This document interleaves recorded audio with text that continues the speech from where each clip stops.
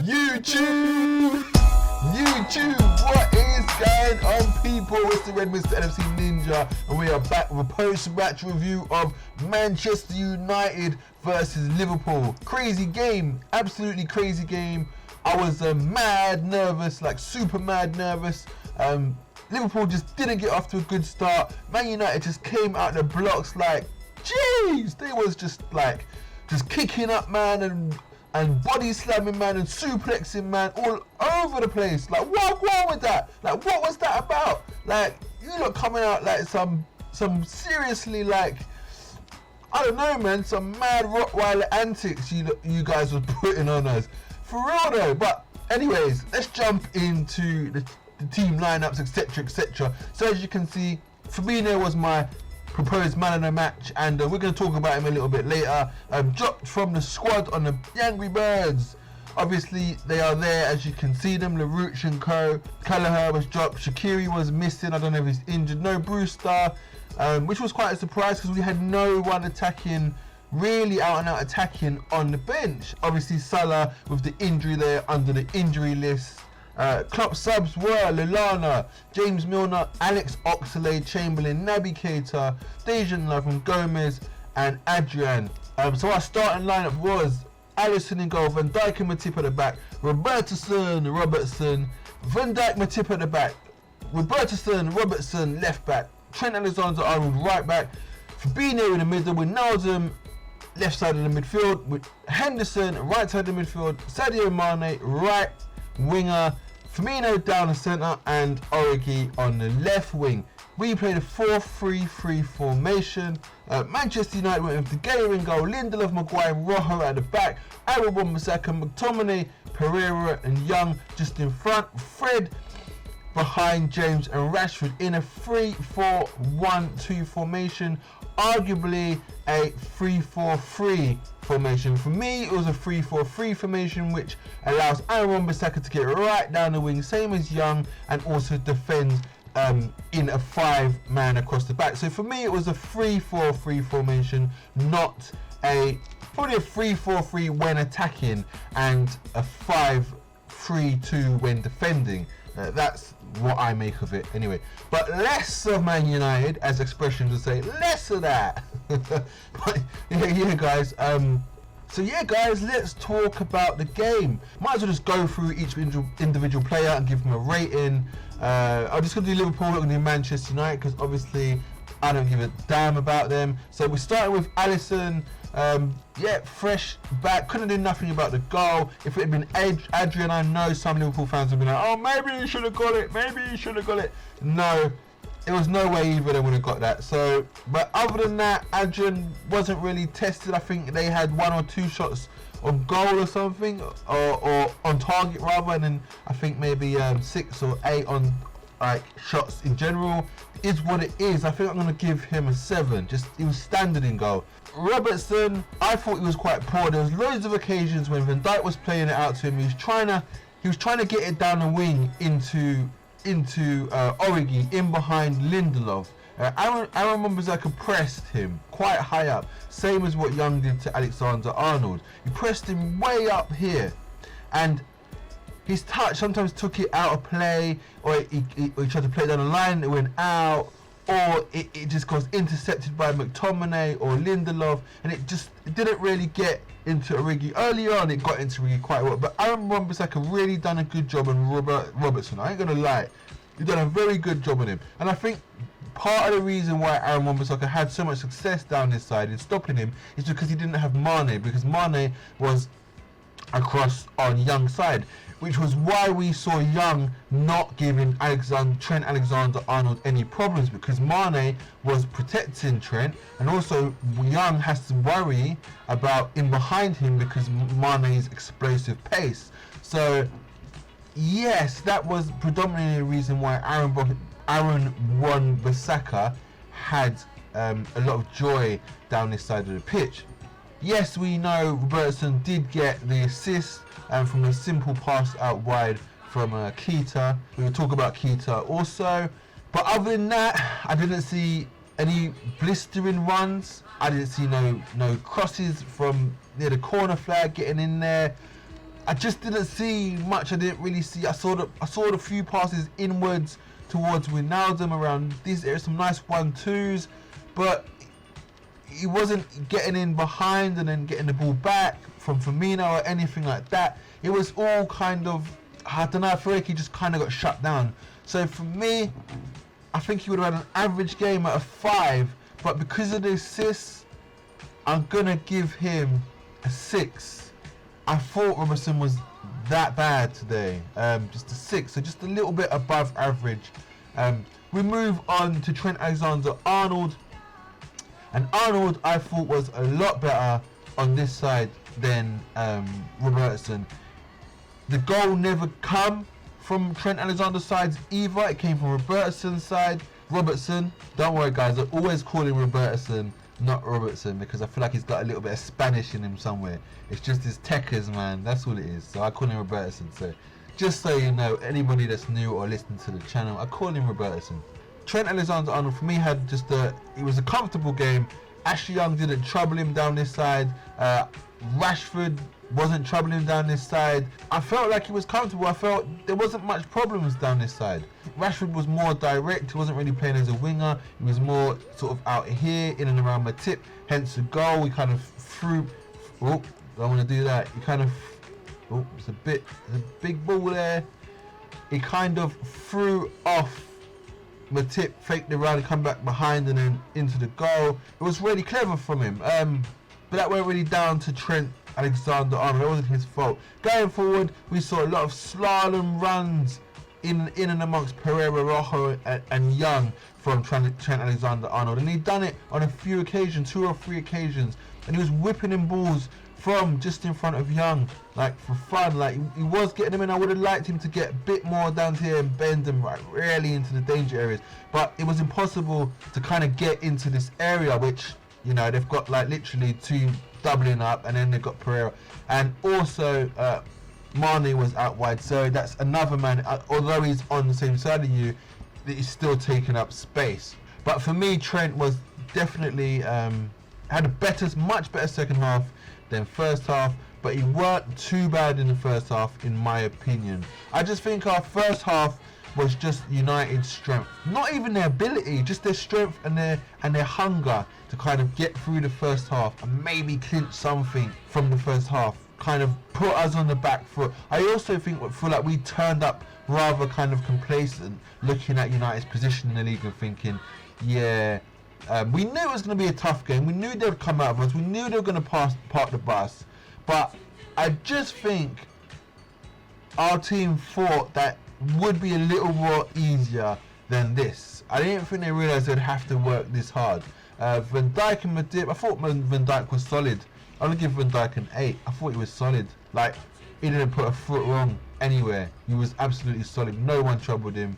There was a point when Rashford and him sprinted out to the wing and Van Dijk slipped over. I found that quite funny. But yeah, other than that moment, and Rashford wasn't smart enough to improvise on the slip, so yeah, other than that moment, he was solid, so he gets an 8. Motm, I think Motm was unlucky with the goal, like the whole team. When the foul happened on the Origi, the team kind of stopped for half a second. It kind of gave a little advantage to Manchester United. Kind of the reason why we kind of didn't really deal with the cross. Because as you see, the ball went in front of Motm. Rashford collects it on the other side. I feel like had that foul against Origi not have happened, I feel like Motm would have been unable to intercept that cross. I thought Motm was solid otherwise. A lot of times he was one-on-one with Rashford. I'm going to go with, I think, a 7.5. I think it was unlucky. It was the only chance, or one of 2, that was on target. Yeah, so moving on to the midfield. I thought Gini started really, really well. It looked like he brought home that Holland form. I thought that shot when he shimmied them 2 players and dinked here and then just cracked it, I thought that was going to go in. I thought that was a goal, but it was straight at De Gea. He started strong with Wijnaldum. Henderson, I know why he's there. He's in there to mop up, break up play, give that energy, keep things ticking over, organisation. physicality, headering, getting stuck in. He's there for the same reason as Gini's there, and for the same reason as Fabinho's there. This is what we play with. We play with that solid three across the middle. They're organised, they understand each other. They are. So for me, Gini, I thought he had a good game. I thought he was comfortable. He'd done both his jobs well, attacking and defending. He was linking play. Probably had a better beginning of the first half to midway through the first half. So Wijnaldum, I thought it was good. I'm going to give him a 7. Moving on to Fabinho, I think Fabinho was the best of the midfielders. I thought he was very good first half, and I thought he was even better towards the end of the second half and midway through the second and starting, but mainly towards the end when the pressure was building. Granted, United was sitting back more than a lot of occasions. They weren't really trying to get the goal now because they already had 1-0. I felt Fabinho was consistent through the whole match. He couldn't always be an option because of the way James and Rashford were in around him. Well, Fred actually. So Pereira was pushing onto Fabinho quite a lot, which cut off the option to pass into him from Trent Alexander-Arnold and mainly Robertson, but also Tip and VVD. And then the other problem was James and Rashford was pressing between Robertson and Van Dijk, and Rashford was pressing between Matip and Arnold. So anyway, and then obviously Aaron Wan-Bissaka and Young were pushing right up on Trent and Robertson. So they were stopping us from playing out from the back. They probably realised that Alisson would be back and that we would have to, we would choose to start playing short. So it was a bit of a problem, and that was what it was doing for the whole of the first half, which is why I kind of think we had a poor first half, because when we did start playing out from the back, we're not as fluent as City, and we was making a lot of errors, giving the ball away, hitting out of play, a la Robertson, etc, etc, etc. And without Salah, we've only got Mane speed in behind to hit it long, whereas when Salah plays, we can hit it long because you've got Salah and Mane as target men, and obviously for Firmino, but Firmino is never going to really outrun a defender like maybe Salah or Mane would. So, but for me, Fabinho was really consistent. I thought he was my man of the match. I don't think there was a Liverpool player that was better than him for the majority of the game. I'm not going to give it to a substitution because they wasn't on long enough, so that just doesn't cut it for me. Unless everybody's absolutely poor or the substitute comes on and gets like 2-1's a winner. But no. So for me, it was Fabinho. Happy with my choice. The actual man of the match was Pereira. I don't really know where that comes from. So Fabinho, I'm going to give him a 7.5. Henderson, I don't think this was one of his better performances. I thought he was okay. I'm going to give him a 6.5. Gini a 7, and then obviously Fabinho 7.5.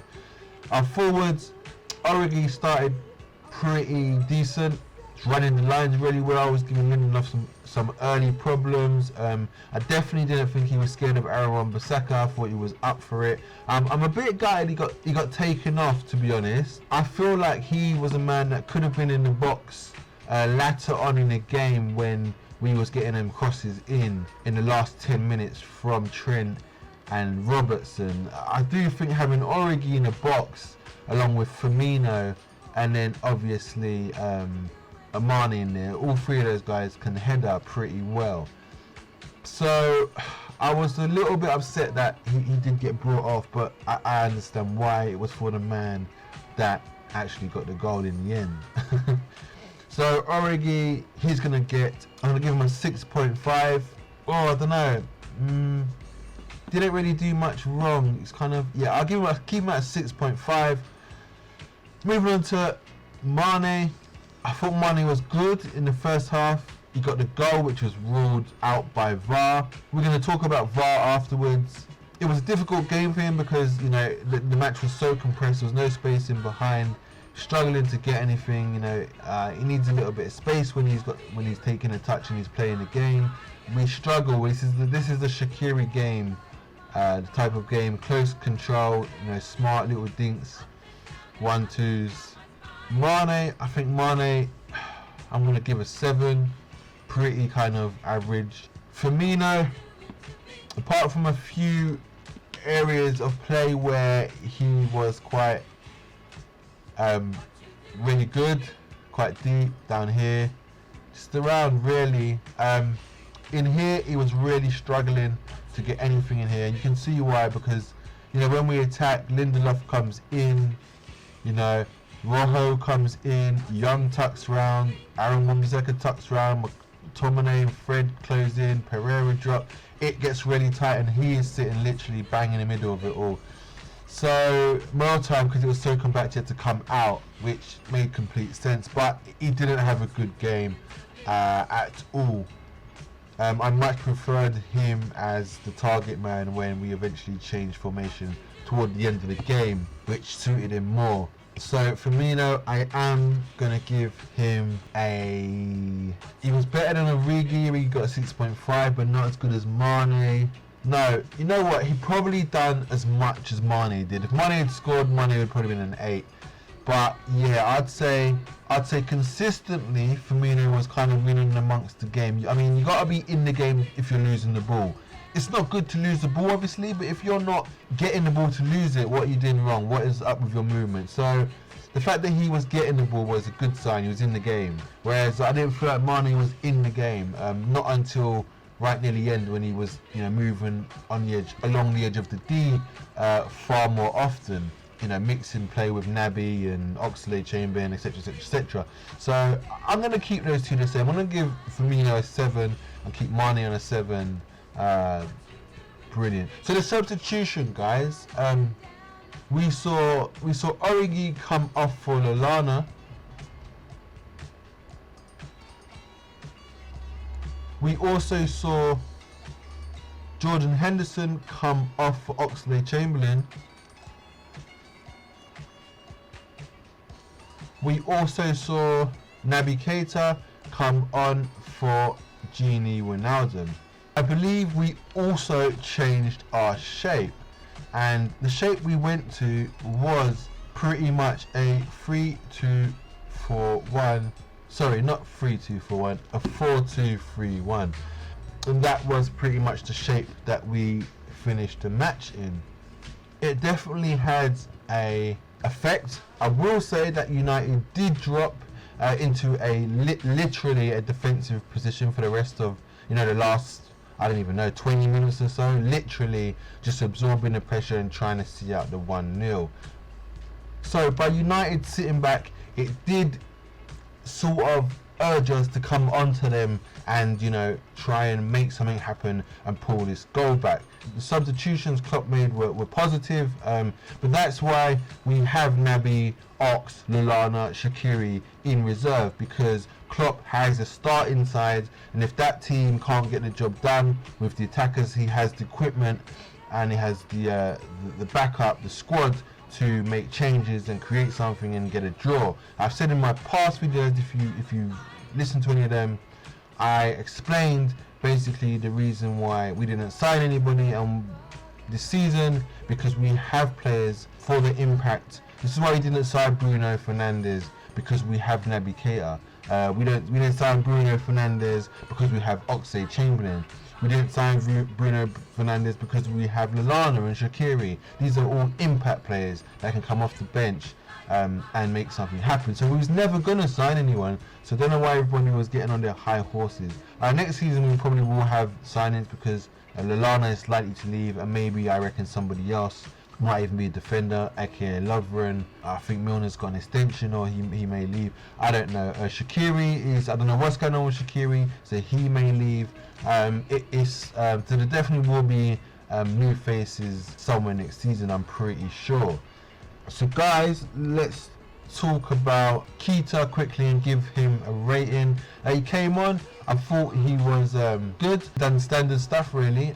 Man United's backs were pinned to the wall. He's not coming on to defend, he's literally coming on to apply pressure, try and create something, try and make something happen. That's what he was there for. He was part of the move which led to the goal.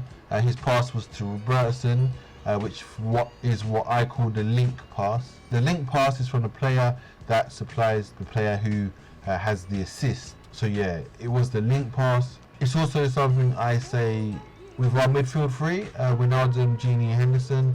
Henderson done it against Leicester. He provided a link pass out wide to Trent, and Trent crossed it in, and we got that goal. So that was the link pass. So yes, Naby Keita was good. He didn't do anything special, in my opinion. I thought when Oct came on, he was a lot more dangerous. He was going past players. He was cracking. He had 2 good shots. One was really close. Oct looked dangerous. He was linking up. He was giving and going. You saw his power. It was explosive. Naby didn't possess that for me. I thought he was the most dangerous one that came on. I thought Lallana was also pretty. The thing is with Lallana, he's quite sneaky and technical. He had some amazing touches, some Cruyffs. We needed that in that kind of in tight spaces, quick minds, quick feet to cause little problems and a little issue. And great thinking ahead from him because he got in around the back and he got that equalising goal. But out of the 3 of them, I feel like Oct was the most dangerous, like genuinely. Obviously Lallana got the goal, which means a hell of a lot. And I guess Naby played a part in that also. So for me, Naby just gets I'm going to give him a 6. It is based on literally 10 minutes, so you can't exactly go give him an 8 or a 9 because he wasn't that brilliant. I might even drop it to a 5 to be fair. I'm going to give Naby a 5. Yeah, 5. No agenda against him. He came on and he was just box standard. Do you know what I mean? He had 3 passes into the central area where Maguire was, and they was all intercepted, and the rest of his passes were out wide. You know, so I think a 5 is natural for him. Adam Lallana, I'm gonna give he got the goal. He came on. He was working hard. I'm gonna give Adam Lallana a 7.5. Yeah, I think he's well over a 7.5, mainly because of the goal. It's such a big goal, and the thought to kind of sneak in and get in there to get that tap in, because he could have easily been like, no, we're not going to make it, but he didn't. He persisted and he got there. Alex Oxlade-Chamberlain, I want to give him a 7. I thought he was great when he come on. He got stuck straight in. You felt the pressure rise as soon as he started getting in and amongst the area. Pereira, McTominay and Fred are tired legs, tired minds. It was perfect for Alex Oxlade-Chamberlain to just slot right in there, right in that middle area with Firmino occupying Maguire. Brilliant management from Klopp. Those are the ratings. The foul on Origi was clearly a foul. The VAR handball, Mane was a clear handball. I get why that wasn't given. The thing is, my gripe with this VAR and the decisions with VAR is because it's down to the ref. It has to be a clear and obvious error. Well, the ref didn't see Origi's and the ref didn't see Mane's. He blew the whistle for a goal against Mane and he blew a whistle for Origi. Now, VAR are super strict on handballs. If it touches the defender, it's not a penalty. But if it touches the attacker, it's always going to be a free kick. It's just the way they've set out the rules. So I knew as soon as VAR pulled it back and ref was talking to VAR, I knew it was going to be disallowed. But the thing is, the ref hasn't seen any of them. How is that a clear and obvious error from the ref? But it's because it's handball. The thing is, it wasn't even like the hand went towards the ball. It didn't. He's trying to control it with his right knee coming down from his right shoulder, coming from over his shoulder. He's trying to control it with his right knee. When you play football and the ball comes over your right shoulder, you don't control it with your right knee. You use your left and you let the ball hit the inside of your left thigh so that the ball stays in your trail of path. Because if it comes from your right shoulder onto your right leg, your right knee, unless you control it with the outside of your right knee, it's not going to fall where you want it. It's going to slide off and go diagonally to your left side. But if you control it with the outside of your right knee, it can sometimes work if you get it right, but it will kind of sometimes stick and hang off behind you. And so he couldn't control it how he wanted to with his left, and luckily it kind of fell his way. But it wasn't lucky at all because it was a handball. But I get that. I get why it was a handball. I just don't get why it's one thing. If the ref doesn't see Origi's foul, why is that goal given, because he didn't see his handball. But I guess it's just, you know, the EPL being super strict on handballs, and it's literally just that. VAR told Atkinson it's a handball, but then when VAR tells him it's a foul, he doesn't believe them. So I think things like that, it's really annoying because both of them result in a free kick. Why is handball seen as more of an infringement than it is than that free kick? So if it's in it's just all over the place. VAR is an absolute mess. For me, I think it's just corrupt. I think it is just used to corrupt games. Honestly, I genuinely believe that it's there to enable corruption of matches and just to control the way a match can end up or finish. I think VAR is there for that. Like you saw today, the referee, we never got any free kicks. We didn't get anything. It was just so unfairly refereed. It was unreal, absolutely unreal. But that's what happens when you go to Old Trafford. You play Man United, you play the whole crowd, you play Old Trafford, and you play the referees. So the international break, we had the international break and we come back and we play crap once again, guys. We play crap after an international break, just like all over training. We play crap. First game back we played crap. When we play Genk, watch us demolish them, and then Tottenham will demolish them. But it's always the first game back after international break we suffer. I don't know what it is, but we just do. It's like 2 weeks and then, it's just a nightmare. So I weren't really surprised. Well, I was, because I thought we was going to absolutely kind of, you know, give them a real good beating. And they're going to be better. Well, they might not be better when they come to Anfield. Personally, I don't think they will improve. I think they just all really got up for this match. Like, literally got up for it. Like they did last time when we was going there, and if we'd beaten them, it meant we win the league. I think they're doing everything in their power to kind of try and stop us from winning the league. Again, they'd much rather City win the league than us. I'm pretty sure they would. And the team hasn't improved. They're not going to use this kind of energy and performance every week. Ollie isn't going to play this formation every week. This isn't their formation. It probably should be their formation. This should be their formation, but he's not going to do that because he's tactically not good enough. He just put together a plan for this game. That is it. Nothing more, nothing less. Everybody was psyched up, hyped up. Yeah, they clawed out a draw. They was rubbish. Manchester United were rubbish. The curtains over your eyes, the wool over your eyes, I should say. They were rubbish. They were poor. They were rubbish. They had like a couple counter-attacks which looked half dangerous. Other than that, they was just kicking the crap out of the players, hustling, just getting stuck in and working really hard. That's all they had to offer. And they're not going to be able to do that every single game because the mentality won't be there. I really worry for them, but I'm happy because it's Man United. So, and the thing is, those same guys will walk into a game next week, wherever they're playing, Norwich or against Everton or whoever it is, and they'll think, yeah, Liverpool didn't beat us. They always measure themselves against us. The other players are comparing Wan-Bissaka to Trent, comparing VVD to Maguire to VVD, comparing the rest of them. And it's like they use us as a benchmark, and now they're going to be like, we didn't lose to Liverpool, we'll go to Norwich, we're the best team, and watch. And their away form isn't that great either. So, I mean, they should really be beating Norwich, but I bet they don't. So, yes, guys, it was a 1-1 draw. I might watch the game again.